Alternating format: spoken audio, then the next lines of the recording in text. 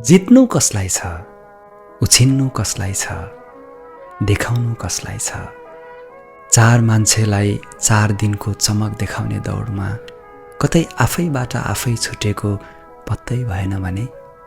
फेसबुकका भित्तामा पोखिने म र ऐनाको अगाडि देखिने ममा फरक पाएँ भने।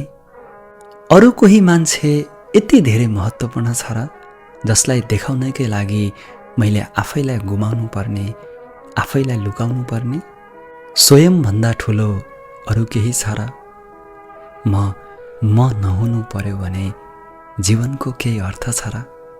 त्यसैले मलाई दौडिनु छ अरूसँग होइन, मलाई उछिन्नु छ अरूको नजरमा होइन, मलाई जित्नु छ आफ्नै मनसित, मलाई देख्नु छ आफूले आफैलाई।